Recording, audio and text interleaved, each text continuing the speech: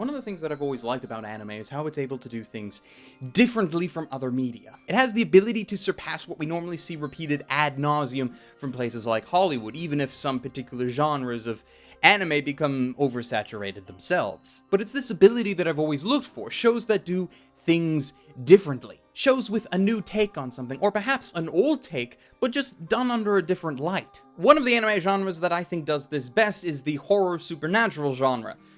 Though that's mostly because it has to. Like, in live action, the horror genre likes to spend a lot of time on realism.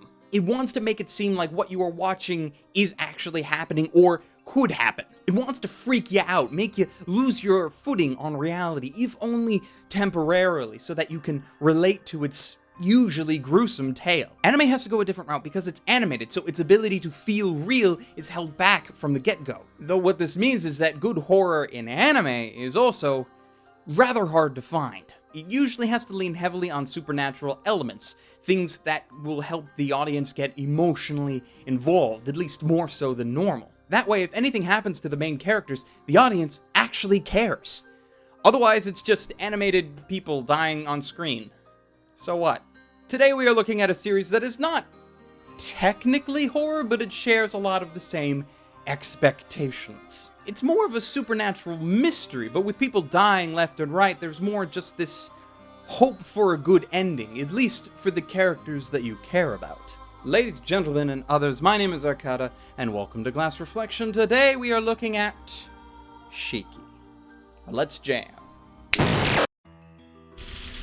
I'm not entirely sure what the fascination with low population out in the boonies type places is, but what do you know, that's exactly where we find ourselves. Welcome to Sotoba, where everyone knows everyone, and yet when people start dying, no one seems to mind. So, at some point, the little village of Sotoba was probably pretty normal. It had normal streets, a normal medical clinic. They also recently had a rather large Western-style mansion built just outside the city limits where a small family of 3, the Kirishikis, have just moved in.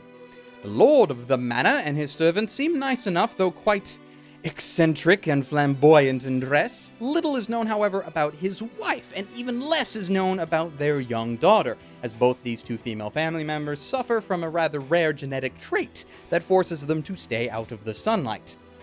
Or at least that's how they tell it. Shortly after they move in, though, villagers start becoming ill. What seems to be as harmless as the common cold suddenly becomes deadly after a number of days. The local doctor and his staff start to believe that the town has an epidemic on their hands, but are at a loss to prove it, as the various families will not permit the desecration of their loved ones by allowing an autopsy. What's worse is that over time, villagers have said that they could have sworn to have seen others once thought dead walking around at night, like nothing happened at all. Now, Shiki has a lot of things going for it, and if you haven't figured it out, it's a take on vampires. In fact, Shiki is the word that they use to describe this particular type of vampire. And I've always loved vampires in anime because generally speaking, they tend to do things differently than Western adaptations of vampires. Though I should make clear that this is not a vampire series in an action sense.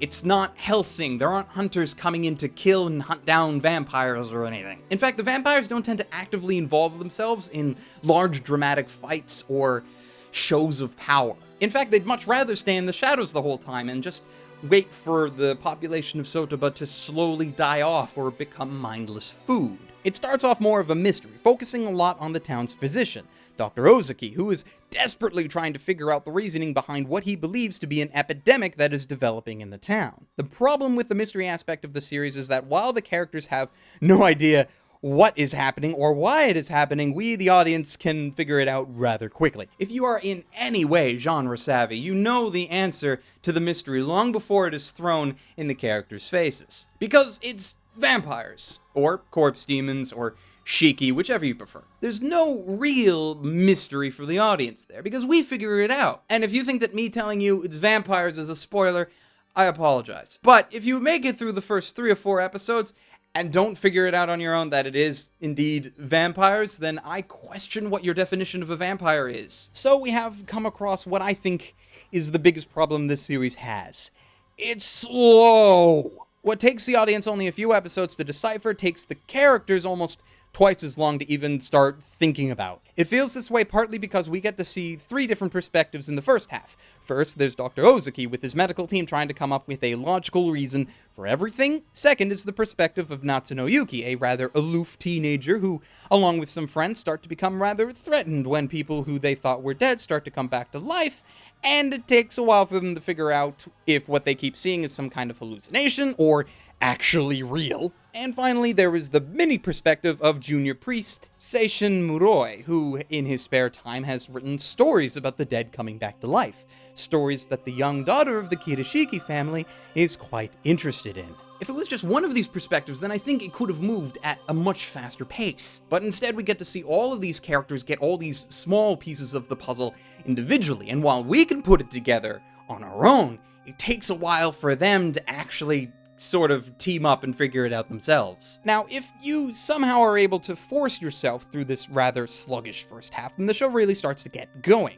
I can't go into much detail about it because, spoilers, but there is a very large focus on what makes someone evil. Are these corpse demons evil? Like, they need to feed in order to survive, but many of their victims never rise from the grave. What about the human characters? What are they willing to do to protect themselves? What morals will they choose to give up in order to survive, to protect those who they love? Or will they fail to protect those people and become mentally broken husks of their former selves? Besides the initial slowness, another thing that I found that didn't really help the show for the better was its characters. When you have this narrative that really tries to show that everyone is capable of some semblance of evil, then no one is really a good guy anymore.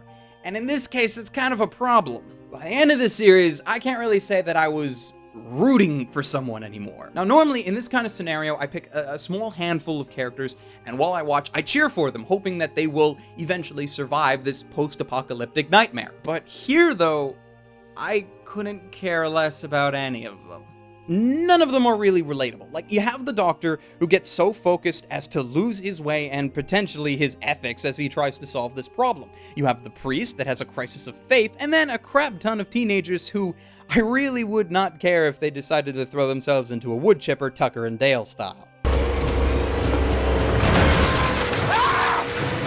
Like, I realize that sounds harsh, but seriously, episode 1 focuses on this pink-haired gothic chick that has a stalkerish crush for the guy named Yuki. And no, I am not suddenly talking about Future Diary out of nowhere.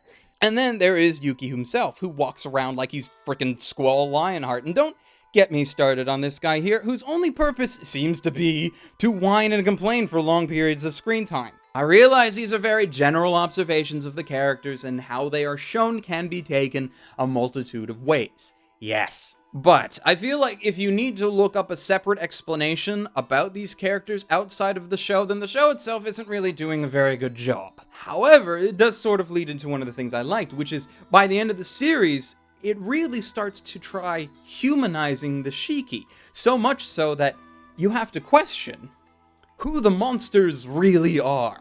And this leads to what I think is the show's strongest point, which is when it leaves behind the show's regular cast and goes into the individual, sometimes tragic tales of some of Sotoba's other residents and their interactions with the Shiki. In particular, one of the show's OVA episodes, which actually takes place during the timeline of the show, and if you have the home video release like I do, it is actually placed in chronological order. Anyway, this episode, in my mind, is one of the single best episodes of anime that I've watched, because it really gets into that question of what is evil. It turns this whole thing on its head and just runs with it.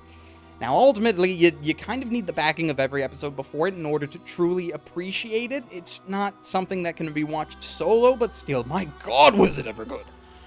My complaint with the animation isn't so much with the fluidity of it, but rather the character designs in general. Like, the hair, for one, on most of the characters looks like they have some kind of heavy gunk that's just clumping everything together into these weird shapes. On the other hand, the designs for the eyes in this show are distinctly unique, and I love it. There are also times where you can tell that the art direction is really trying to set the tone and to add a bit of a darker atmosphere, and in many cases it works wonders. But then they slack off at the unimportant moments, so it's not perfect. Likewise, the music is also a major tone setter, though for the most part it keeps to itself in the background and doesn't really bother anyone. The only song from the show that really stood out to me at all was actually the show's opening. In fact, this opening was one of the driving factors for getting me through the show's initial episodes, at least at the start, because watching them gave me an excuse to listen to this opening again. The second opening, less so, though thankfully I didn't need it as a crutch at that point as the story finally picked up. Now the dub is actually really good. I was surprised. Like, I know it's a Funimation dub, and that in and of itself assumes a particular level of quality that you can expect from them, but I really think they did a very good job here. Particular praise here for Shirami Lee, the voice of Tsuneko, for having just the right amount of young innocence mixed with the coldness of the character. Also noteworthy is J. Michael Tatum as Tsuneko's father, Seshiro, who plays the character, well, about as flamboyantly as the character is dressed. And normally I would probably criticize it for being a bit too over the top and similar to his portrayal of Isaac from Bakano, but when and if you ever bother to listen to the Japanese version of this character, voiced by Gact in Japanese, you know that he too does it with an overabundance of flamboyance, so really, there's no other way that Tatum could have done it. Ultimately, it's hard for me to decide if this show is really worth a recommendation, because it is absolutely fantastic and worthy entry in the genre. But only for the second half. The first half is slow and slogging, with a very large cast, most of whom, by the end of it, you really couldn't care less about. For some people, this actually wouldn't be that hard of a decision, I'm sure, because it is very easy to say that the second half makes up for the slowness of the first half. And you know, I do totally agree with that. But I also have this long-standing belief that you should not have to force yourself through mediocre or bad content in order to reach good content. You should find enjoyment in all things, and I've rarely had a show that made me question this belief. In my most recent memory is Steins Gate, but even in that case, the opening was interesting enough in its own unique way, and then it picked up by episode 10. Shiki takes quite a bit longer than episode 10 to get going. But I can't have people write it off, because if I did, I would be depriving you of what I have already referred to as one of the best single episodes of anime that I have ever watched. And you do kind of need the build-up for that. So yeah, this is one of the very rare cases where I will say it is kind of worth slogging through the beginning to get to the good stuff. But if you find that you really have to force yourself to go through it, I will not blame you at all if you stop a couple of episodes in. And so, with all that in mind, I present Shiki with the recommendation to stream it, and only if you find it worth your time, then buy it. If you have any interest in the supernatural genre at all and haven't watched it yet, I heavily suggest that you do so, and do it soon. But for many people, the pacing and almost complete lack of compelling characters might make this a rather bitter pill to swallow, so I can't give it a higher rating than this. Like, there are quite a few people who regard this series as a kind of masterpiece, though, so maybe you'll get more enjoyment out of it than I did. At the time of this video, Shiki is available from Funimation Entertainment on home video and on their website for legal streaming if you happen to have access to it. It is free in subtitles, but requires their subscription service for the dub, as per usual. It's also up on Hulu if you're an American and use that particular service. For alternate anime recommendations, I first point you towards my favorite anime that falls under the horror and supernatural genres, Higurashi no Nakukoro ni. Because, you know, I have to do that recommendation every year, and I also recommend that if you haven't watched it, you should do so. Probably even sooner than watching Shiki. Second recommendation goes to Another, which is fitting too, as Another was written by the husband of Shiki's original creator, so we have this lovely little horror family thing going on here, and between those two, you should hopefully find something to your liking. And that's it from me. Please subscribe if you enjoyed the video, follow me on Twitter if you feel so inclined, and hey, if you like what I do here and feel like helping out, please feel free to go and check out my Patreon page, and if you feel it within your heart, also consider donating. Very special thanks to Grace Anderson, Nikolai Gray, Lulika Adachi, Daniel Nye, and Joshua Garcia for donating already. You guys are awesome! Awesome! And until next time, ladies, gentlemen, and others, stay frosty.